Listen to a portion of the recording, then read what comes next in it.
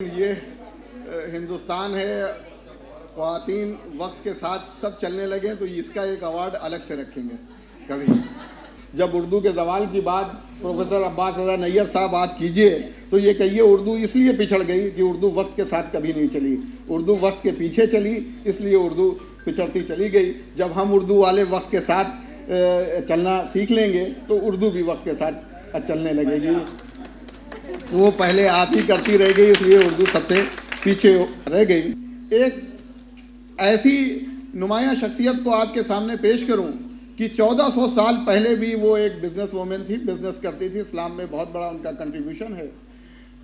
वो उनके बारे में हम लोग बहुत कुछ जानते हैं, लेकिन आज जो मौजूद मेहमान हमारे डायस पे हैं वो जनाब खदीजा को खाली ज़ौजे रसूल की हैसियत से नहीं बल्कि इस्लाम में उनका कंट्रीब्यूशन क्या है वो शायद आपके सामने बताएंगे। आप उस हैसियत से भी उनको समझने की कोशिश कीजिए। तो जब आप ये समझेंगे तो उन लोगों के लिए जवाब होगा नहीं, 1400 साल पहले भी एक औरत बहुत कुछ करती थी और सोसाइटी को बनाने में और उसका कंट्रीब्यूशन बहुत था। आज के ज़माने में जिन लोगों को हमारी जूरी ने कोशिश किया कि आपके सामने पेश करें, ये बहुत से लोग अपने हुदूद में रहते हुए जो इस्लामी एक दायरा है उस पर रहते हुए समाजी वो काम कर रहे हैं जिसके लिए वो मर्दों से 2 कदम आगे हैं, पीछे नहीं हैं। और हर फील्ड से चुनने की कोशिश की है। कुछ लोगों को उर्दू अदब से, कुछ लोगों को एजुकेशन की फील्ड से, कुछ लोगों को मेडिकल की, तकरीबन इन लोगों ने हर जगह से कोशिश किया कि हम ये दिखाएं कि हर शोबे में हमारे यहाँ की ख़वातीन किसी से कम नहीं है। ये कंसेप्ट कहाँ से आया और ये प्रोग्राम क्यों करने के लिए मैं राज़ी हुआ, क्योंकि बहुत सी तोहमतें भी प्रोग्राम करने के बाद लगती हैं जिस वजह से मैंने थोड़ी सी किनारा कशी कर लिया। एक तोहमत ये आम है क्योंकि लखनऊ में उर्दू का प्रोग्राम हो या कोई भी प्रोग्राम हो, ये कहा जाता है ये भाई फाइनेंस हुआ है, वहाँ से उर्दू एकेडमी से मिला, यहाँ से पैसा मिला और यहाँ से पैसा लिया होगा। कोई शियों का काम आप कर दिए तो ईरान ने पैसा दिया और वहाँ से पैसा दिया, इसलिए इनकी करना मजबूरी थी, इसलिए ये ना करते तो क्या करते। तो ये वादे करना इसलिए बार बार ज़रूरी होता है। एक पहला प्रोग्राम मैंने किया था अली डे के उन्वान से शाह नजफ़ में, ये नैयर साहब ने उसकी निज़ामत किया था, जिसमें ईरान के वो महदवीपुर साहब आए थे। ये वाक़या इसलिए पेश कर रहा हूँ कि इसे याद रखें आप लोग। जब दूसरा एक प्रोग्राम हुसैन डे का करना था उसमें अतहर साहब हमारे साथ थे, उनको डायस शेयर करना था। तो मेरे एक दोस्त जिन्होंने उस प्रोग्राम को ऑर्गेनाइज़ कराने में शाना बशाना मेरा साथ दिया था, वो कहने लगे इसमें अतहर साहब तो आएंगे नहीं। तो मैंने कहा क्यों अतहर साहब नहीं आएंगे? कहा वो महदवीपुर साहब आ रहे हैं इसलिए वो दोनों तो डायस शेयर नहीं करेंगे। तो मैंने कहा महदवीपुर साहब तो नहीं आ रहे हैं। तो उन्होंने कहा फिर आप प्रोग्राम कैसे करेंगे? तो मैंने कहा क्या मतलब? कहा फाइनेंस तो वही करते हैं। तो मैंने उसके बाद जब महदवीपुर साहब आए उन्होंने कहा कि मैं प्रोग्राम में आना चाहता हूं, तो मैंने कहा आ जाइएगा, सामईन में बैठिएगा और ये बताऊंगा कि आप कोई पैसा लेके नहीं आए हैं, क्योंकि आप जिस जगह जाते हैं वहाँ यही होता है कि आप पैसा लेके जाते हैं और ये प्रोग्राम जितने किए जाते हैं वो इसी फाइनेंस के से होते हैं। मैं एक वाक़या और नकल कर दूँ। एक बार मैं ईरान एम्बेसी गया, जब महदवीपुर साहब के साथ मुलाकात हुई, उन्होंने कहा कि आप आइएगा कभी तो कल्चरल हाउस आइएगा, तशरीफ़ लाइएगा। तो मैंने कहा अच्छा ठीक है। मैं मिलने चला गया तो मैंने देखा वहाँ मेरा अखबार रखा हुआ था। तो मैं बड़ा खुश हुआ। ईरान एम्बेसी वाले बहुत अखबार हमारे पढ़ते हैं, कल्चरल हाउस में अखबार पढ़ा जाता है यहाँ है। तो मैंने पूछा ये दिल्ली में मेरा अखबार आता नहीं है, ये आप लोग मंगा के पढ़ते हैं, कैसे आया? तो उनका नहीं ये तो पेमेंट के लिए आया है। तो मैंने कहा पेमेंट का मतलब? कहा जो इश्तिहार आपके यहाँ छपे हैं ना वो आए हैं। वो इश्तिहार मुझसे ये कह के छपाए जाते थे कि इसका अजर आपको बीवी देगी, ये तो कौमी काम है, ये छपवा लिए। और वो सारे इश्तिहार जो छपते थे उन सब का पेमेंट के लिए वो वहाँ जाता था। तो ये हाल है लखनऊ का। तो मैंने ये प्रोग्राम करने छोड़ दिए। लेकिन इस प्रोग्राम करने के लिए जो आप ये सपोर्टेड बाय रोज़ी पैराडाइज देखते हैं, ये मैंने कहा ना कि औरत का कंट्रीब्यूशन किसी न किसी तरीके से ज़रूर है।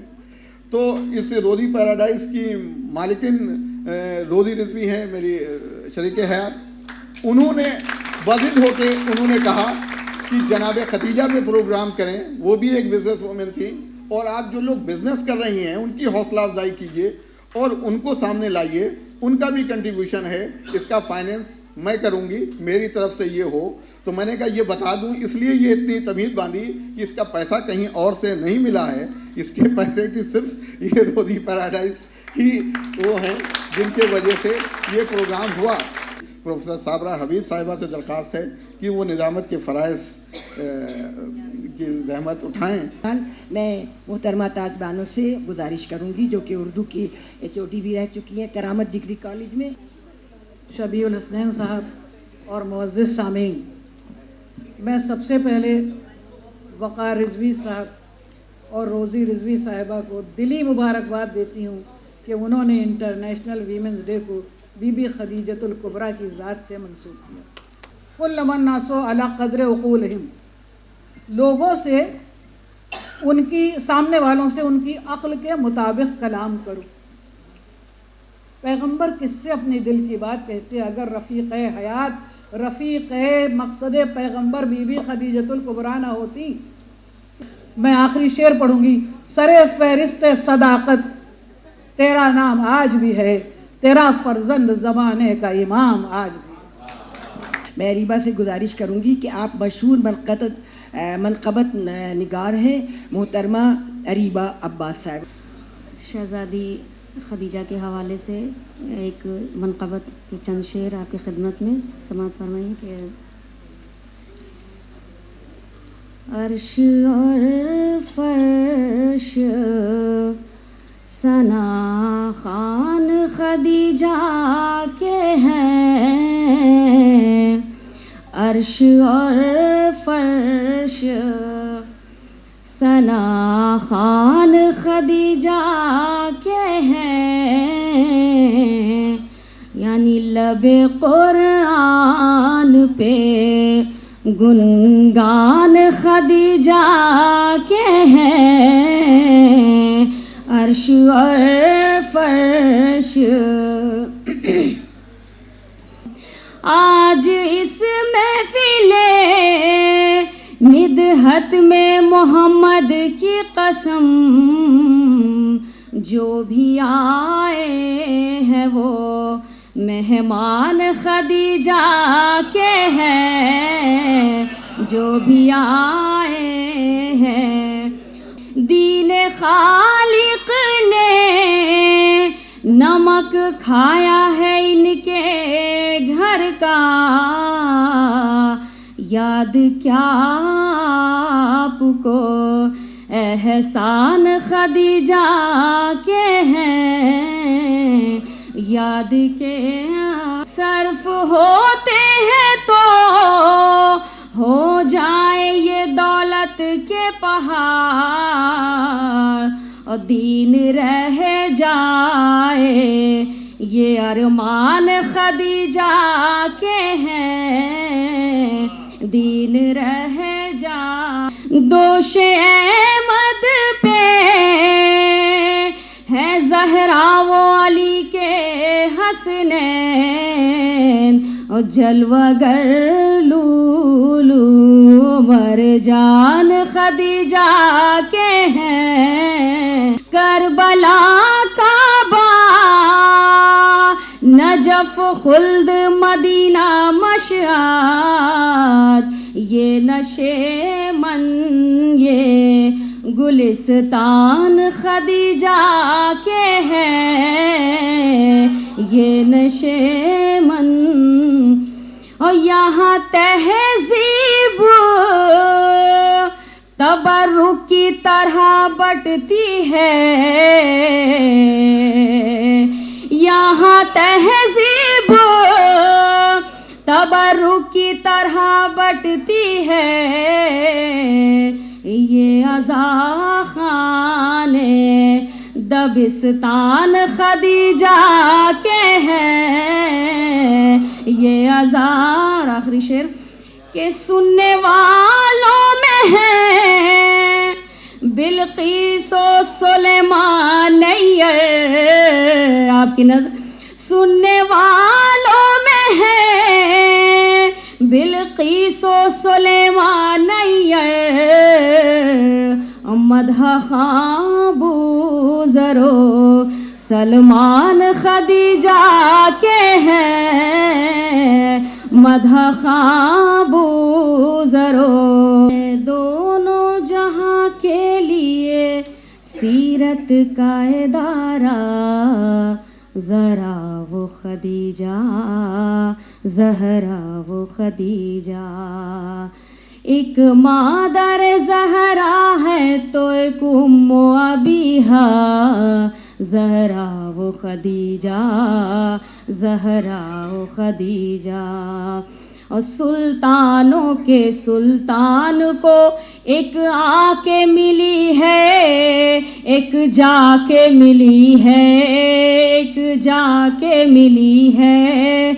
माँ बेटी है दोनों ही वक़ारे शब असरा, ज़हरा वो खदीजा, ज़हरा वो खदीजा। और कुरान के सूरे भी यहीं फूले फले हैं, बैठे हैं चले हैं, बैठे हैं चले हैं। और दोनों का घर आंगन है कि फिरदौस मुअल्ला, ज़हरा वो खदीजा, ज़हरा वो खदीजा। कि रब्ते दिल का पैगाम लाई हूँ, अर्ज़ करने कलाम लाई हूँ। अहले खदीजा की महफ़िल, तेरी महफ़िल में लखनऊ का सलाम लाई हूँ। आज का दिन वो दिन है कि जिस दिन एक सोई हुई हकीकत को जगाया जाता है और ख़वातीन ने जो खिदमात की हैं उनका एतराफ़ किया जाता है, क्योंकि यह हकीकत है कि हमसे ज़माना है, ज़माने से हम नहीं, हमको मिटा सके ये ज़माने में दम नहीं। चलिए अब मैं बहुत हमारे मशहूर रिसाइटर नायाब हलौरी साहब हैं, मैं उनसे गुजारिश करती हूँ। कोई आसान नहीं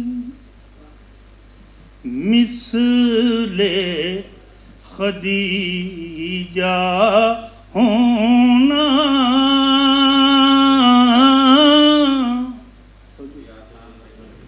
कोई आसान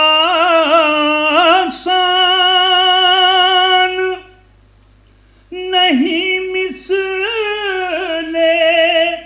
खदीजा होना। शर्त है इसके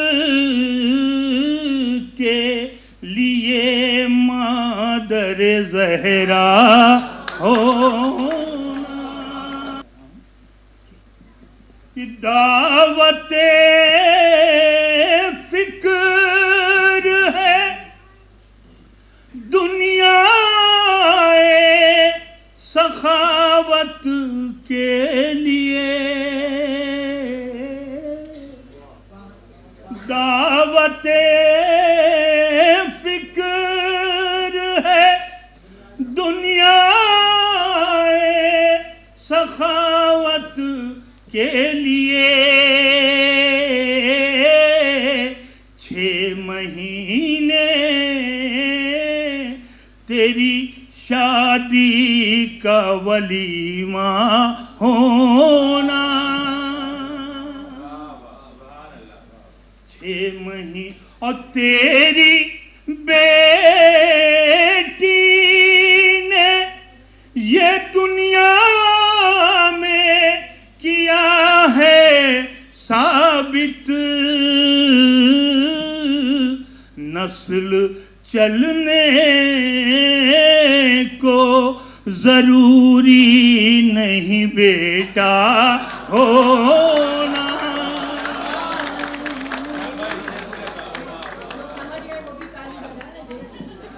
तेरी बेटी ने ये दुनिया में किया है साबित, नस्ल चलने को जरूरी नहीं बेटा होना। और दी की तबलीग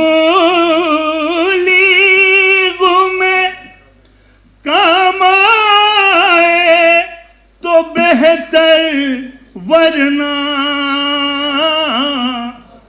दी की तबलीग में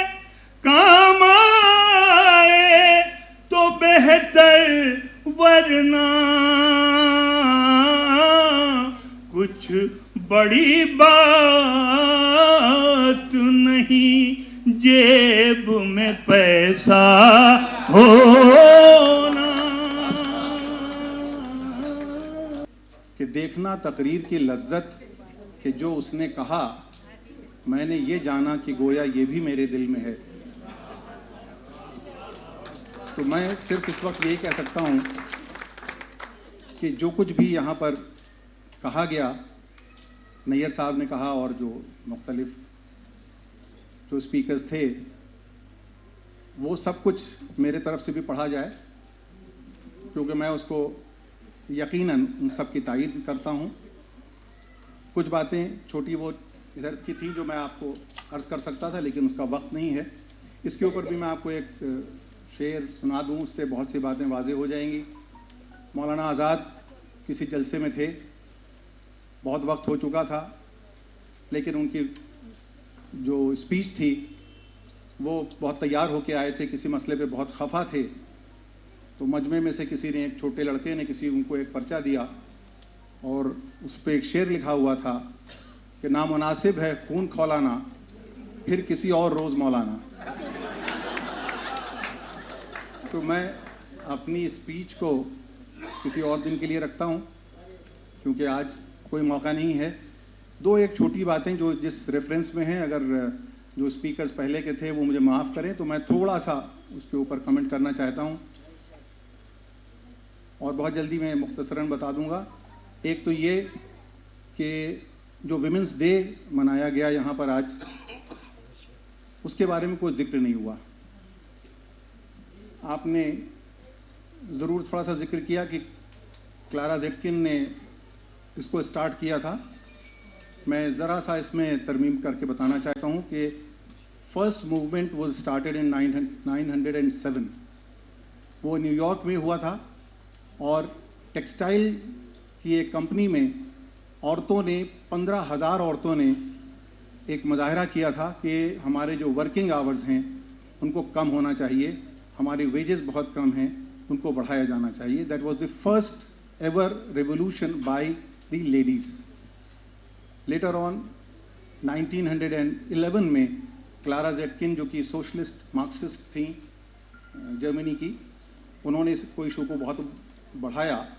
लेकिन जो बात मैं कहना चाहता हूँ कि जो आज जो चीज़ फेमिनिज़म के रूप में, फेमिनिज़म के रिश्ते से आप इंटरनेशनल वुमेंस डे मना रहे हैं, दरअसल it was a socialist movement for wages.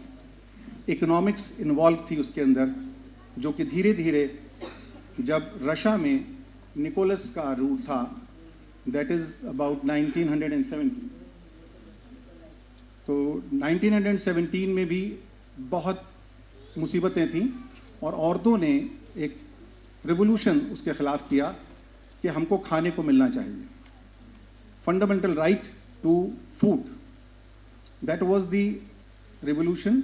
और उसमें निकोलस को इन्होंने ओवरथ्रो कर दिया। जो इंटरिम गवर्नमेंट बनी, उस इंटरिम गवर्नमेंट ने जो विमेंस का ये जो मूवमेंट था, इसको एक फॉर्म दे दिया और ये 23 फरवरी 1917 को हुआ। लेकिन चूंकि वहाँ पर जूलियट कैलेंडर हुआ करता था, इसलिए उसका जो इक्विवेलेंट ग्रेगोरियन कैलेंडर था, उसमें वो डेट 8 ऑफ मार्च थी। इसलिए हम आप 8 ऑफ मार्च को मनाते हैं, जबकि इसकी बुनियाद बहुत पहले पड़ी थी। लेकिन डेट फिक्स हुई रशिया में और आई यूरोप में, जहाँ पर ये 8 ऑफ मार्च हो गया। तो ये छोटी सी एक बात थी जो बात रह गई थी, तो मैंने कहा कि मैं इसको फिल इन कर दूँ। नहीं है, लेकिन नैयर साहब ने वेदों की बात कर दी थी और इन्होंने ये कहा कि वेदों में सिर्फ अप्सराओं का जिक्र है, नारी का कहीं कोई कॉन्सेप्ट नहीं है। तो क्योंकि बहुत मोहतरम हिस्टोरिकल जानकार भी हैं, मैं उनको करेक्ट तो नहीं कर रहा हूँ, लेकिन मैं एक श्लोक उनको बताना चाहता हूँ वेद का, जो स्पेसिफिकली नारी के लिए है। यत्र नार्यस्तु पूज्यन्ते रमन्ते तत्र देवताः, यत्रैतस्तु न पूज्यन्ते यत्रैतास्तु न पूज्यन्ते सर्वास तत्र अफला क्रिया। यानी जहाँ पर औरतों की इज्जत होती है, वहाँ पर देवता मंडराते रहते हैं। जहाँ औरतों की इज्जत होती है, रमनते तत्र देवता, यहाँ पर देवता का भ्रमण होता है। और जहाँ पर इनकी इज्जत नहीं होती, जितने यज्ञ और हवन होते हैं वो निष्फल हो जाते हैं। तो इसके रेफरेंस से मैं ये कहना चाहता हूँ कि जनाब खदीजा का जो रोल था और जनाब खदीजा ने जो इज़्ज़त पाई, उसकी वजह से जहाँ पर उनकी इज़्ज़त थी वहाँ पर देवताओं को तो पहुँचना ही था। प्रॉफिट का वहाँ पर पहुँचना लाजिम था, क्योंकि यत्र नार्यस्तु पूज्यन्ते, जहाँ पर उनकी इज़्ज़त होती है, रमनते तत्र देवता, तो प्रॉफिट का वहाँ पर पहुँचना और ये शादी होना तो लाजिम ही था, चाहे वो आज की डेट से माना जाए या वेदों में कहा गया हो, इससे माना जाए। तीसरी बात जो मैं आपके सामने अर्ज़ करना चाहता हूँ, वो हालांकि पूरा ओवरलैप हो चुका है और बहुत कम स्कोप है मेरे पास, वो ये है कि जनाब खदीजा के बारे में जितनी डिटेल्स थी वो मैं ऐड नहीं करना चाहता हूँ, लेकिन एक बात आप ज़रूर देखेंगे कि इस्लाम के रेफरेंस से इस बात को कई बार कहा गया और वक़ार साहब ने कहा कि इसी वजह से हमने ये ऑर्गेनाइज़ किया क्योंकि इस्लाम ने औरतों को बराबर का हक़ दिया। इस्लाम ने औरतों को न सिर्फ बराबर का हक़ दिया, उनको इज़्ज़त भी दी। तो एक चीज़ मैं देखता हूँ कि इस्लाम रसूल के, मोहम्मद के रसूल हो जाने के बाद आया है, लेकिन रसूल ने खदीजा की इज़्ज़त उससे पहले कर दी है। जनाब खदीजा को जिस रिस्पेक्ट से उन्होंने रखा है, जिसको अभी कई बार कहा गया कि उन्होंने कोई शादी नहीं की, हालांकि उसके बाद की शादियां उनकी कई हैं, लेकिन जिस दौर में वो जनाब खदीजा के साथ रहे हैं, कोई और शादी उन्होंने नहीं की। और बड़े फ़ख्र के साथ हम ये कह सकते हैं कि कभी कोई शिकायत का मौका नहीं दिया। तो जनाब खदीजा की जो नज़र थी उसकी तो हम कोई तारीफ़ कर ही नहीं सकते कि उन्होंने इतनी दौलत के होते हुए जिसको अपने लिए ज़िंदगी में चुना, वो उसकी गुर्बत, रसूलुल्लाह उस वक्त यकीन गुर्बत नहीं थे, तो जिस शख्स को चुना उसकी दौलत नहीं देखी और ये नहीं देखा कि अगर मैं किसी दौलतमंद से शादी कर लूँ तो मेरा बिज़नेस बढ़ जाएगा। उन्होंने कहा कि मुझे एक ऑनेस्ट, ईमानदार इंसान की ज़रूरत है, और बाद में फिर वो उसके शरीक हयात हुई। लेकिन रसूल ने औरतों की जो इज़्ज़त थी वो अपने प्रॉफिटहुड से पहले बहैसियत इंसान उन्होंने जनाब खदीजा को इज़्ज़त दी। एक और छोटी सी बात है कि उनके एक भाई थे जनाब वरक़ा का बहुत ज़िक्र होता है। उनके लिए ये मशहूर है कि जब वहाँ पर किसी लड़की को ज़िंदा दफन होने की बात पता चलती थी तो वरक़ा वहाँ पहुँचते थे और उस लड़की को ख़रीद के ले आते थे या ज़बरदस्ती ले आते थे और अपने यहाँ पालते थे। और ये वो बुनियादी बात है जो जनाब खदीजा के इर्द गिर्द और जो उनके घर का माहौल था, वहाँ पर औरतों की या बच्चियों के साथ जो जुल्म हो रहा था वो पहले से भी इंस्टीट्यूशनलाइज वहाँ पर था। इस्लाम ने इस चीज़ को इंस्टीट्यूशनलाइज कर दिया। इस्लाम ने इसको इंस्टीट्यूशनलाइज कर दिया। तो कहीं कहीं मुझे कभी कभी ऐसा लगता है कि शायद इस्लाम को जनाब खदीजा और उनके ख़ानदान की जो बच्चों की, लड़कियों की जो परवरिश थी, उनको उससे बचाना था, वो इतना पसंद आया कि वो कुरान का हुक्म बन गया।